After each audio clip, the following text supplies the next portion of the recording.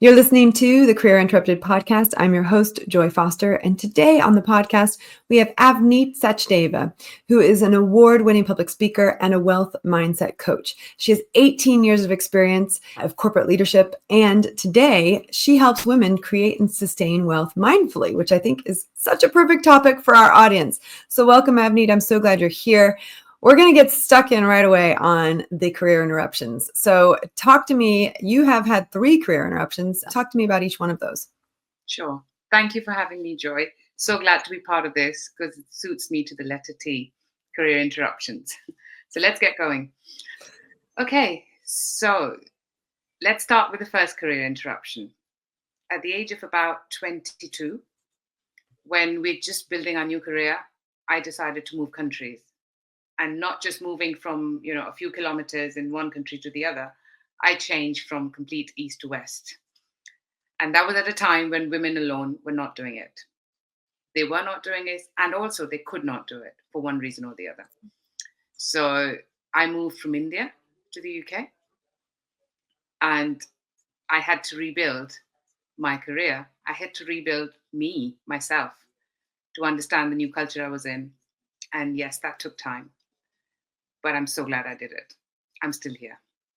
I love it. And you had 2 other interruptions. It wasn't just moving. And I've done that same one. I've moved countries a couple times, so I know what that's like. And it seems, I did it at 15. I moved to France and lived in France for a year as an exchange student. And then I did it at 28 and moved to Switzerland, where I'd gotten it. My husband we were engaged and he was living in Switzerland. And then moved here 11 years ago when I was in my mid 30s. And each time, you just have to start again. And it is a real interruption to your career. I mean, obviously as a 15-year-old, I didn't have a career, but the other 2 times I did. But it's not just the moving. You had 2 other interruptions. Tell us about those. Sure. So then I was in the UK. Actually, I did move to Germany as well. So I was there for a short stint. And then I moved to the UK. Just to add. So, it was kind of, thankfully it happened one after the other. So at that young age. The second one was I was well established in my career, very happy in the technology world that I was being in. Long story short, I'm not a technologist, but I totally love and support how technology changes our lives. Just what you and I are doing right now it's a complete testament to that. And that happened when I was doing well. I was quite happy, but the business had different directions. And it was more because I was the highest paid as well. So it was, as we know, that can happen to anyone. So I definitely believe that wasn't personal. Apart from the fact that I did manage to secure the highest salary from as a woman at that time, and this is going back over 10 years now. So that was important at the time because that was the first time it felt like I did not do my job right. So it had an impact on my self-worth at that age because I hadn't faced an interruption which I had not led. That's interesting. So how old were you when the second interruption happened? The second interruption was, I was in my early 30s. Yeah. So, 34, I think, 33, 34. And actually, I remember that because in a week's time, it was my birthday. And I got this news a week before my birthday. And I just could not believe it. I had this is so interesting because I was made redundant from a job that I had sort of spearheaded and led. When they hired me, I was the second employee. And then right after they hired me, they let go of the first employee. So then I became like the first employee, if you will. And I was there for 18 months and they did the same thing right before Christmas. They just, got me into a room and said, oh, we let your job go last week, but they didn't, we couldn't tell you till this week. And I remember having to negotiate even, don't you want like all the knowledge that I have to be passed on to your team? Like, don't you want this to be wrapped up professionally? That I didn't say it as eloquently, but it was a real, that sort of letting someone go right before their birthday, letting someone go right before Christmas, that it has different implications, right? You're about to have Christmas and, pay for all the Christmas gifts. And I had little kids at the time and it was a real shock to the system, but at least I fought for those 2 extra weeks so that I could pay for Christmas. But yeah, that's an interesting one right before your birthday. So you got back in and you stayed in technology, I believe, and you had a third interruption, and tell us about that one. Yeah.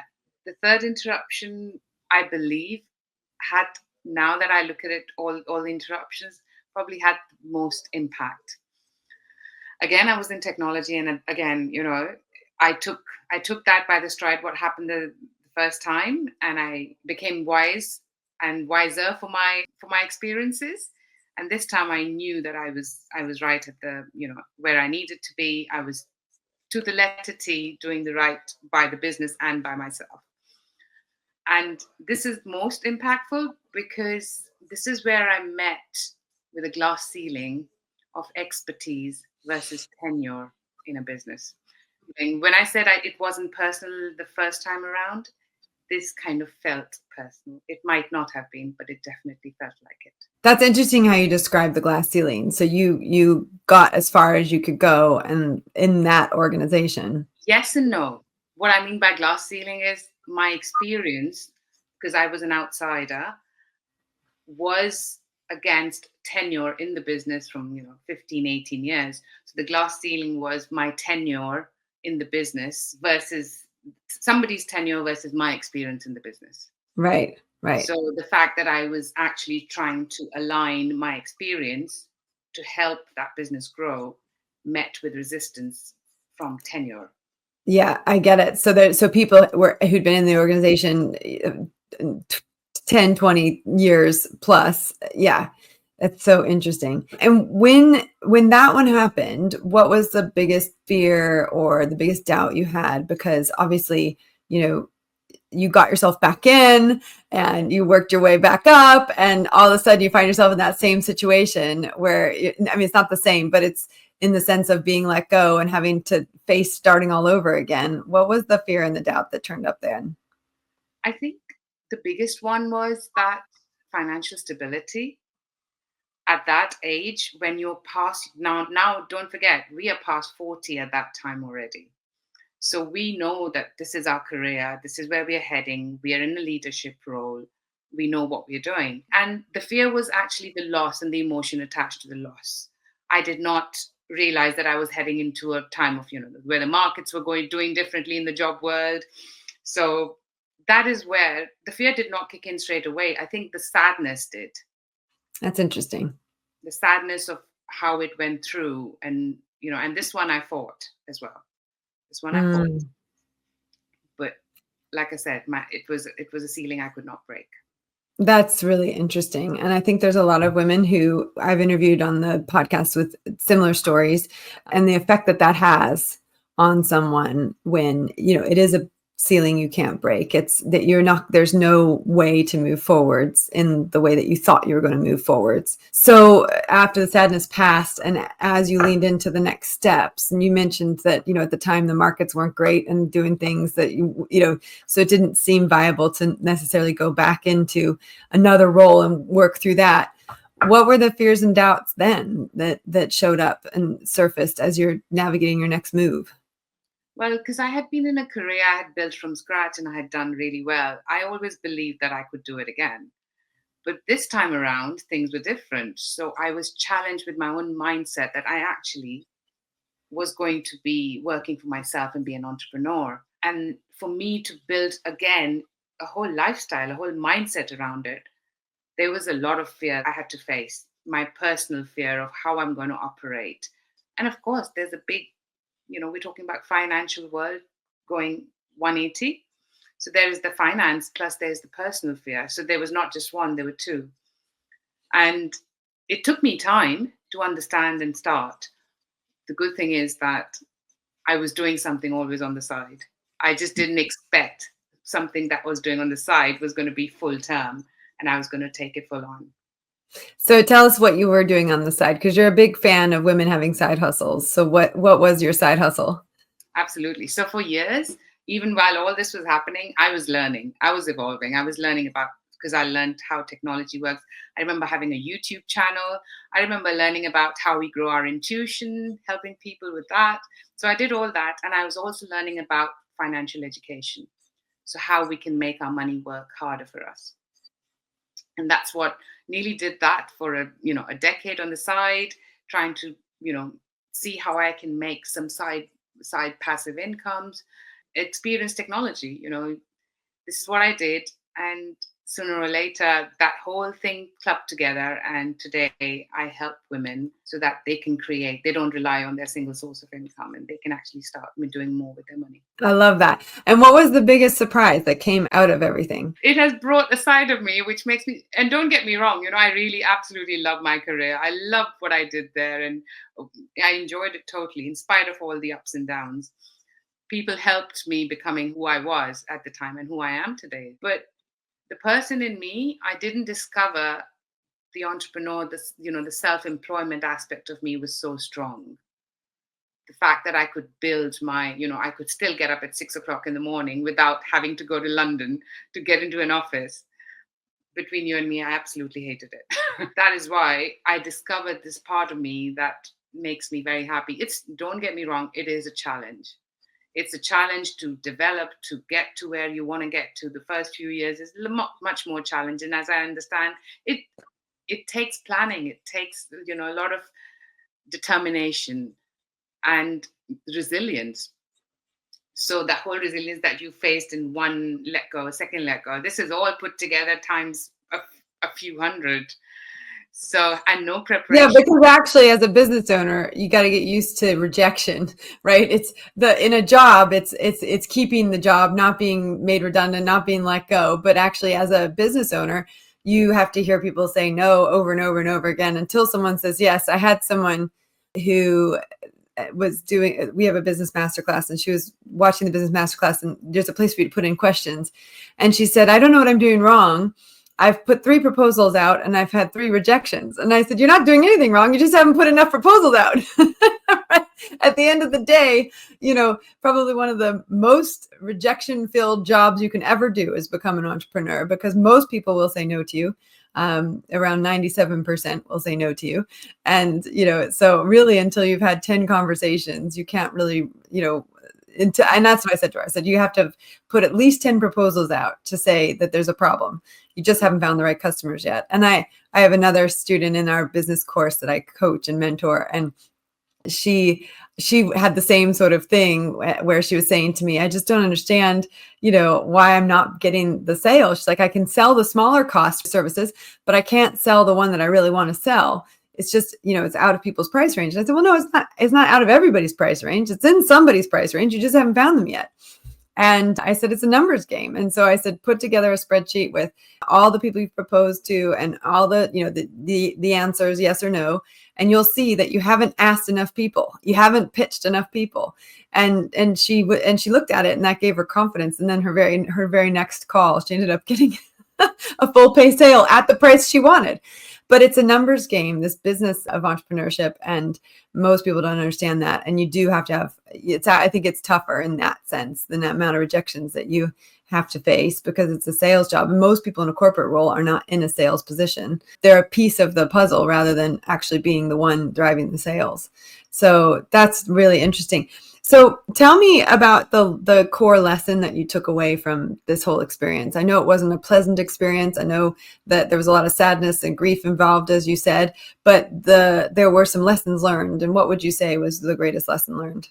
Well, I think the biggest one is that be prepared for the unprepared world, and how can we do that? And this is where it comes to, how I help women.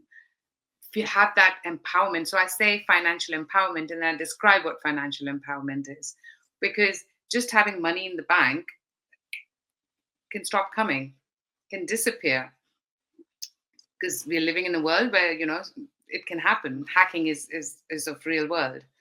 So it is important to know, to understand, and to create, to learn, create, fail, but still stand up, learn, create, and the failure will give away. So I guess it's having that tenacity to not give up is very important. The advantage I had, Joy, is that the roles that I had were sales. So I started in sales. So that's where I get that tenacity to just, not give up. And that's why what I instill when I coach women, that we have to look at, it's okay just to hear a no. It's okay to hear a no. You might want to take a break today if it really impacts you that much. But then we stand up again. And then I think the most important is I talk about create wealth mindfully. is because we create in the process a better version of ourselves. Being wealthy to me is not having billions in the account. Being wealthy is acting wealthy, feeling wealthy, and wanting to make a difference. Mm. So with the way I coach my women is that we feel empowered, we take action. So it's not that we don't fall down. We still are empowered when we are down. We just know that we will get up. I love that. And is there a motto that you live by? Keep going. I know it might sound like, it's we are tired. Hey, I don't mean keep going and not take a break. I don't mean keep going and not do things that we enjoy. I do them all the time. I wouldn't be doing this if I couldn't do that. I go and watch theater and cinema all by myself because I enjoy it. So I go dancing because I enjoy it. Doesn't mean that I'm not doing those things. Yeah, that might happen for the first few years that we are doing less of that, but till the time we know we are following something that ignites our passion, and not just passion. I use the word purpose. If somebody finds a purpose in those smaller ways, then the fire keeps burning. So we keep going. We just find the balance to how we keep going while keeping ourselves going as well, physically Yeah, and I love what you just said, because I think, keeping going while keeping ourselves going at the same time. I think that is a really powerful statement, because I know for sure when I was first starting out, and the kids were 2 and 3, and I mean, I have pictures of them like sitting at the table and me with my computer, and there's stuff everywhere. And, there were certain things I had to give up in order to sort of pursue my dream. And, that was like cleaning the house was one of the things I had to give up. And one of the things that and not that we don't live in a dirty house, we live in a beautiful home that we do keep tidy and clean. But one of the things that I had to let go was trying to do everything all the time for everyone. And, and my husband very fortunately was very willing to get more involved. But the first few years of my children's life, he wasn't even around. He was gone 50% of the time. He wasn't even in the picture. So I was doing everything by myself the first, 2 years of their life. And then when he was around, he really, when his job ended, he really got involved a lot more. He started cooking, he started shopping, he started doing the laundry, and that was great. And it was right at a time when I started working more, and I was the primary person working, and he was the primary person taking care of the kids. So we've had this like interesting back and forth role in our family. But when I first got my very first paycheck from TechPixies, right? So we started TechPixies in 2015 as an idea. So we're coming up on 10 years, and it was just a pilot project, but I did take my first paycheck from it. And in that same week, I hired someone to come and help with the house, because I could tell my husband was working again. I was working, and the house was starting to fall apart again. And it was like, part of being wealthy for us was living in a house that was clean and tidy. And there was a friend of mine who had someone helping her out that was a widow and she had 5 daughters, and she was on her own, and she wanted to work in people's homes. And, and so I said, I'd love to help her out and bring her along. And she's been with us for 10 years. So, and it's it's one of those things where I think that is so important to just keep going, but keep yourself going at the same time. What do you need to do to prioritize your health and your well-being so that you can do the things that you need to do for your work, for your family, everything else? Do you have any great stories for us about times that you've prioritized yourself and what that's meant to you? Yeah, I have to confess, even I was, we all have the habit of wanting to do things ourselves. Whether it's I till date, I'll share it. I till date want to go and pick my fruits and vegetables myself. So even that bit of control, I wasn't willing to give up. It took me time, and then having to understand that it took its toll on me, sleeping less, not enjoying, and when I could see it, I think I'm going to 100% be honest that it only when I fell down is when I understood that falling down was not an option. Yeah. For example, when I still do my grocery shopping, but I don't have to do it all the time. So I created that balance that, if it is something that I can do without, I will do without, because I need my time to not do it. So when it comes to grocery shopping, I do less of that physically, which is something so close to my heart. I come from India. We pick our own fruits and vegetables, and it's something that I do very fondly, and I enjoy it. But there is a sense of enjoyment that I need to balance. That I can do other things that my body needs. For example, my yoga would come in before my grocery shopping. I was always about looking after ourselves physically, and now I do it much more, and I compromise with my going out in comparison to doing yoga. So, so I prefer, because I have to do yoga in the morning.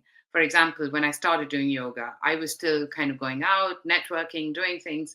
And then some yoga classes got delayed, some didn't happen. And even the gym classes stopped happening. And then I realized, okay, I'm still eating what I'm eating, but I'm not feeling as good. I don't have the same level of energy, and I don't feel as calm because I'm not doing my breathing well. And so it took me, like I said, I was a little bit stubborn. I fell down. I realized I'm doing wrong, and then I got up. So now my yoga comes as a priority. It's in my calendar. It's not negotiable, and so that means I'm not going out the night before. So it has made me the person who I am, and I'm glad I fell down, because had I not, I would have been still doing my grocery shopping all the time. I would have still gone out and done yoga and done my work. And I was quite lucky as well, that I had friends who understood that, okay, she's not coming out so much. I had a support from my family who understood that they're not going to be seeing me as much. But it's just, more importantly, like you said, Joy, it's finding where our balance is. And that is what it took me time to work out, because don't forget, I didn't plan this to happen so quickly. I was literally, it just catapulted into that way. So I was still an employee for a very long time, that had to become this person. And I'm so glad that the person that I always was came out. I was doing this for other businesses. Now I'm doing it for myself. I love that. Well, and I can totally relate to, if it's not on the calendar, it doesn't happen. And I think a huge takeaway from this podcast is, if you want something to change in your life, you need to change your calendar. And I had a vision, I craft a vision. I teach our students how to craft a vision, but my vision was that I was doing Pilates and weightlifting every week. That was my thing, that I was doing resistance training and Pilates. And I said it to myself probably for 6 months before I even started doing those things, because I had a very busy, full calendar that didn't allow me to actually do them. And in fact, I think even in my calendar today, the challenge would be for me to actually go somewhere and do Pilates, go somewhere and do the weightlifting. And it was really interesting, because I have the same principle that if it's not on my calendar, it's not going to happen. And so it took me about 6 months to actually rearrange my schedule, to even give myself a lunch break, which was the first thing that I did. And then I found this online fitness course, which is just resistance training. It's really good for this sort of perimenopausal woman. And it came through a student of ours who's a TechPixie. She runs it. And it was at 12 o'clock every day. Well, I had 12 to 1 blocked out for my lunchtime. But then, so what I was trying to do was have my workout from 12 to 12:45, and then my lunch in those 15 minutes afterwards. And that was really challenging for me. So I ended up switching my schedule. So from 12 to 12:45, I do my workout. And from 12:45 to 1:30, I have lunch. So I added an extra half an hour. That took me another 3 months to add in. And even there are some days that I can't do it because of commitments that I've got. But I think what you talked about, which is so important, is, if it's important to your full spectrum wealth and health, this is wealth and health, wealth and relationships, wealth on the whole front, not just financially, then it's got to be built into your calendar, and the adjustments need to be made, because if you don't make those adjustments, it's not likely to happen.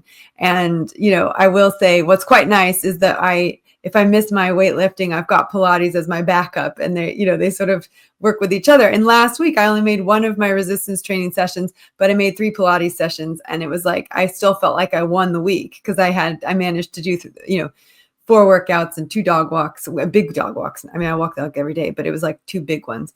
So I think it's so important. And the thing about those dog walks, I knew we were going into half term. And so I cleared out my schedule for 2 full days, so that we could go as a family for an adventure and a dog walk. It's on my calendar though.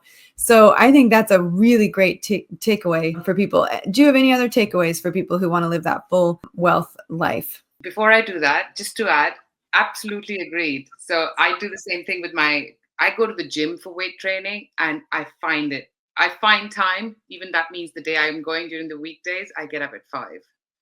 But but you're right. It's in the calendar. It's got to be done. And the days it doesn't get done, my yoga kit takes in. So I was so glad to hear that, I'm not the only one that goes through that. You got a backup plan for the plan. I love it. I know. Well, that's the part of being prepared for the unprepared. Correct. Other takeaways, I believe it's important, like I was saying, one thing that has really helped me and I continue to endorse, and actually it's part of the coaching that I do and I talk about it, is listening to our intuition and developing and creating that higher sense of intuition, which we so easily ignore, which is something that I absolutely endorse. That when we are unable to make decisions, or even when we feel confused and there's just so much happening in our lives, that feeling of centeredness and knowing, okay, you know what, I will figure this out. I don't need to have answers right now. I think in today's world, it's hard because time is of essence. We need to make decisions quick. Things need to happen, chop, chop, chop, and we all want to do things quick. But relying on ourselves to find answers, and how can we going to have answers? Well, it's funny because this also came to me at the time when I had that career break. So it was, I felt like there was a reason it happened at the time it happened. I do believe in that. I come from that mindset that I don't question too many things when they are happening in my life in such a force. I tend to let go of that, as much as a control freak I can be with my grocery shopping. I tend to let go with that belief that there must be a higher purpose here. So let me go and give it a go. Yeah. And that always has worked out for me. And even if it doesn't, we know that we've given it a go. We've taken chances in life. I think so. Relying on our gut is all about having that first thought and taking chances. So that to me has really played well. I hated numbers. The only reason I did maths in my higher school was because my maths teacher was really good looking. So I absolutely did not like it. But then I got into, as soon as I understood the value of it, I can talk about it to the end of the world. I can share charts, I can read strategies, the same person, because I took my chance of what I could do more with my money. And now the way I help women is I find what gives me the most satisfaction when I'm actually coaching women is when they say, I'm not stressed, I'm not worried. Now Yes. it comes to me. And that makes me very, very happy. And I'm jumping on those Zoom calls because literally I'm super excited that somebody has found their inner self to help them. Because then and I say that you don't need me for the rest of your life. So you're going to become the best version of yourself in the process. And that's what I help women achieve. And I think that's so powerful, that knowing yourself and being able to, that peace of mind is really huge. And to be able to face any situation, circumstance, or condition with peace inside of you, I think is just the greatest gift. And you're right, it comes from working on yourself and doing that self-exploration so much. I love everything you've said today. Thank you, Avneet, for sharing your story, your career interruptions, all the learnings and the lessons that came from it. And I know you'll inspire many women who may have had similar experiences to you to keep going, to discover themselves and to prioritize their health so that they can be wealthy in all areas of their life. So thank you so much for being here today. Absolutely. Thank you so much, Joy, for having me, and look forward to many women who want to reach out and, understand how I can help them become the best version of themselves. And you can find Avneet on Instagram at Wealth Guru Avneet, so AVNEET. We'll have that in our show notes as well. All right. Thank you so much. Thank you. All right. I love that podcast. It was so much fun to get to talk to someone who's been through so many different ups and downs, changed countries, been let go of in 2 major roles, but still has landed on her feet and has created a very successful business. And so if you want to know more about the work she does, that'll be in the show notes of this podcast. I met Avneet at the Isla Money launch. So I interviewed Elizabeth Prager a couple weeks ago about the Isla Money app. So you might want to go back and check that out. But it's wonderful to have people on this podcast who've really gone through and experienced challenging things, but come out the other side stronger. And I hope you've been as inspired as I am. You can check out more episodes on the Career Interrupted podcast on Spotify or your favorite podcast download.